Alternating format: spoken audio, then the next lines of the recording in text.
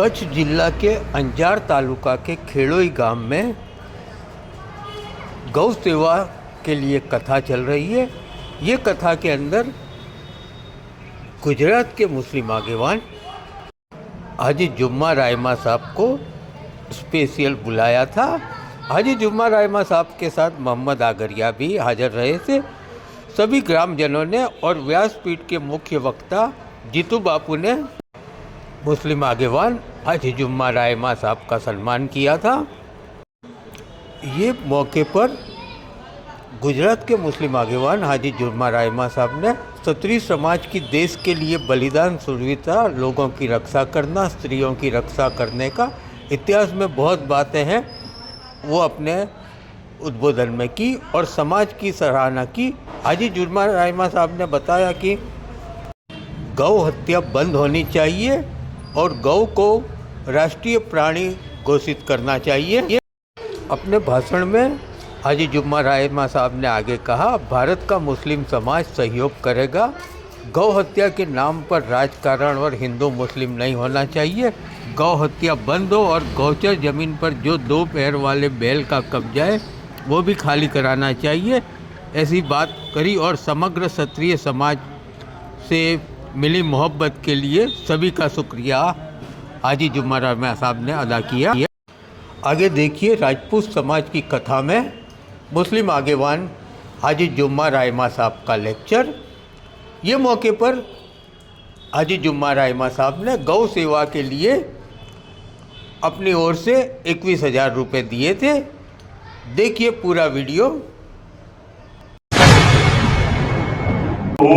मुस्लिम समाज वतीથી ખાતરી આપું છું કે અહીંયા કકલ બની અને અમારા દીકરાઓની કુરબાની આપતા પણ તમારા માટે અચકાશો નહીં। અને ગાય જે છે એ રાષ્ટ્રીય પ્રાણી જાહેર થવું જોઈએ, ગાય બચવી જોઈએ। અને હું તો એટલા જ કહું છું કે ફક્ત ગાય નહીં પણ ગાયોને બચાવવા માટે થઈ અને વાતો ન થઈ જોઈએ। ઠોસ એક કદમ ઉપાડવું જોઈએ। ફક્ત તમે હિન્દુ મુસ્લિમ એવું કરી અને રાજકારણ ન હોવું જોઈએ, ગાય બચવી જોઈએ। અને હું અત્યારથી વ્યાસપીઠ ઉપરથી જીતુ બાપુની હાજરીમાં કહું છું કે સમગ્ર કચ્છ નહીં પણ હિન્દુસ્તાનના મુસ્લિમ સમાજને અગર ટેકો જાહેર કરવો પડશે ને તો માલિકે મને તાકાત આપી છે ટેકો જાહેર કરાવી કે ગાયને રાષ્ટ્રીય પ્રાણી જાહેર કરો। અહીં ક્ષત્રિય હિન્દુ અને મુસ્લિમ જે એકતા જે છે કચ્છની અંદર હિન્દુનો હ અને મુસ્લિમનો મ હમ બની આપણે સૌ સાથે રહીએ અને એકબીજાના પૂરક બની એકબીજાના માટે જેમ ભૂતકાળમાં બલિદાન આપ્યા છે આજે પણ લાગણી અને પ્રેમ સાથે આપણે રહીએ। એ જ અભિવ્યક્તિ સાથે मारा आ शब्दों साथे कि हिंदू जिगर है तो मुसलमान जान है, सिख और ईसाई इस देश की पहचान है, इन सबको मिलाकर बनता है वही हमारा हिंदुस्तान है। हाजी साहब अपनी वच्चे उपस्थित है। हाजी भाई जुम्माभाई रायमा गांधीधाम થી પધાર્યા છે તો તેમનું સન્માન કરશે જીતુભા બાપુના બાપુજી શ્રી મોરજીભા ગુરુભા જાડેજા। મોરજીભા બાપુને વિનંતી કરીશ કે અહીં પધારે અને હાજી સાહેબનું સન્માન કરે।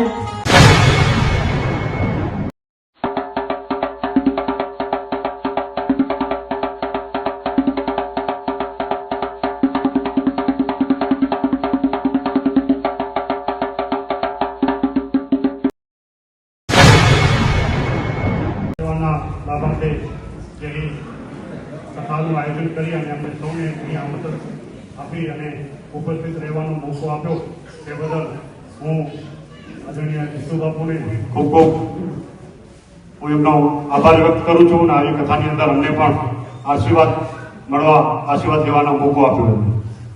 ખાસ કરી અને આ ગામની અંદર ક્ષત્રિય સમાજની બહુ મોટી વસ્તી છે ત્યારે હું મારી વાતની શરૂઆત કરતા પહેલા હું જરૂર કહીશ કે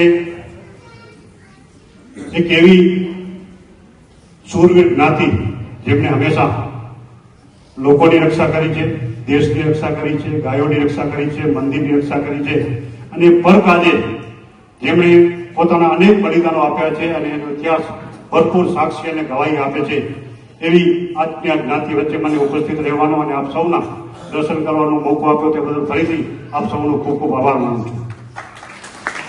ત્યારે દેશની રક્ષા કરવાનો સમય આવ્યો ત્યારે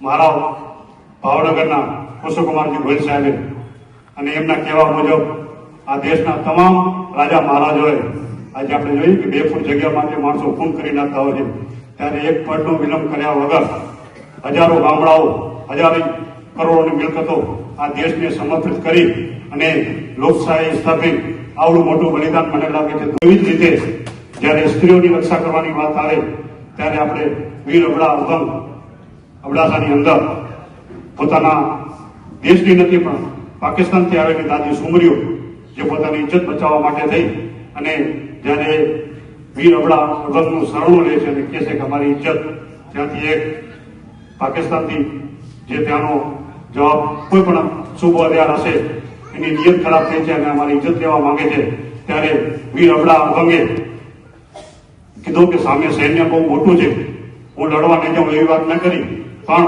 એક ક્ષત્રિયનો જે ધર્મ છે કે ઘરે આવેલી સ્ત્રીઓની રક્ષા કરવા માટે થઈ એમણે એ સ્ત્રીઓને દૂધનો ભરેલો એક કટોરો આપ્યો અને કીધું કે સામે સૈન્ય મોટું છે, હું તમારી રક્ષા કરવા માટે જાઉં છું, પણ કદાચ લડતા લડતા જ્યારે હું શહીદ થઈ જઈશ ને ત્યારે આ મારા દેશની, આ મારા ગામની ધરતી છે એ તમને જગ્યા આપી દેશે અને તમારી રક્ષા કરશે. આવી રક્ષા કરવા માટે આગળ આવશે તો હું મુસ્લિમ સમાજ વતીથી ખાતરી આપું છું કે ભીયા કાકલ બની અને અમારા દીકરાઓની કુરબાની આપતા પણ તમારા માટે અચકાશું નહીં. અને ગાય જે છે એ રાષ્ટ્રીય પ્રાણી જાહેર થવું જોઈએ, ગાય બચવી જોઈએ. અને હું તો એટલા સુધી કહું છું કે ફક્ત ગાય નહીં પણ ગાયોને બચાવવા માટે થઈ અને વાતો ન થવી જોઈએ. ઠોસ એક કદમ ઉપાડવું જોઈએ. ફક્ત તમે હિન્દુ મુસ્લિમ એવું કરી અને રાજકારણ ન હોવું જોઈએ, ગાય બચવી જોઈએ. અને હું અત્યારથી વ્યાસપીઠ ઉપરથી જીતુ બાપુની હાજરીમાં કહું છું કે સમગ્ર કચ્છ નહીં પણ હિન્દુસ્તાનના મુસ્લિમ સમાજને અગર ટેકો જાહેર કરવો પડશે ને તો માલિકે મને તાકાત આપી છે કે ટેકો જાહેર કરાવી કે ગાયને રાષ્ટ્રીય પ્રાણી જાહેર કરો, ગૌ હત્યા બંધ થવી જોઈએ. અને સાથે સાથે આ જે ગૌચર જમીનો 2 પગવાળા આટલાએ દબાવી છે ને એની પણ છુટકારો થવો જોઈએ, જેથી કરીને ગાય માતા કરી શકે. જીતુ બાપુના આશીર્વાદ લેવાનો મોકો મળ્યો, આપ સૌના દર્શન કરવાનો જે લાભ આપ્યો તે બદલ હું વધારે સમય ન લેતા ફરીથી આપ સૌનો આભાર વ્યક્ત કરું છું.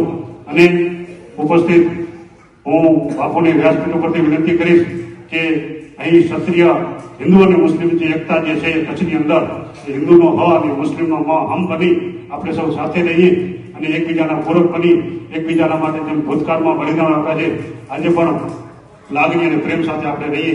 એ જ અભિવ્યક્તિ સાથે મારા આ શબ્દો સાથે कि हिंदू जिगर है तो मुसलमान जान है, सिख और ईसाई इस देश की पहचान है, इन सबको मिलाकर बनता है वही हमारा हिंदुस्तान है.